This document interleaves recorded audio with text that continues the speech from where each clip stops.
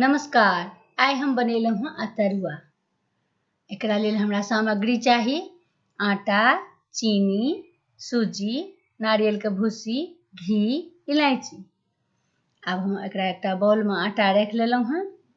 चीनी देलियै एहिमे, अपना अनुसार चीनी देब, कम या बेसी कऽ सकै छियै। और कनि सूजी देलियै। 1 कप आटामे 1/4 कप सूजी देबै और चीनी। आब हम नारियलके भूसी मिला रहल छी। किछु दाना इलायची बुकिके राखि लेने छलहुँ हँ तऽ से मिला देलियै। आब पानि दऽ कऽ एकरा मिलेबै। एना दूधो दऽ सकै छियै कनि मनि, लेकिन पानिओमे होइ छै। तऽ पानि दऽ कऽ आब एकरा हम मिलेबै। एहिमे गुठली नहि होइके चाही, ताहि दुआरे चम्मचसँ बढ़िआँसँ चलेबै जे नीकसँ घोरा जाय। एखन एहिमे और पानि लगतै। आब घोरा गेल। एहने कऽ घोरि लेब। तब गरम होइ लए दऽ देबै।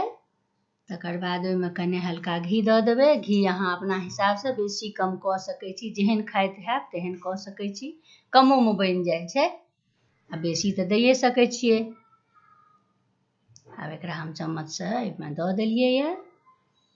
हाथमे पानि लगा कऽ सेहो पातर कऽ लै छै लोक, तऽ हाथमे पानि लगा कऽ अहाँ पातर कऽ लेब। आ नहि हाथ लगायल हैत तऽ चम्मचेके सहारासँ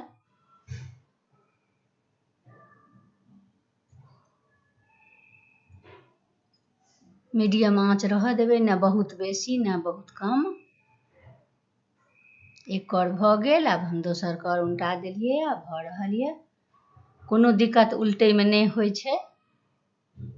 पातरसँ पातर बना सकै छी। जतेक पातर बनबैके हुए घोलके पातर खाली कऽ देबै तऽ भऽ जायत। आब हमर भऽ गेल।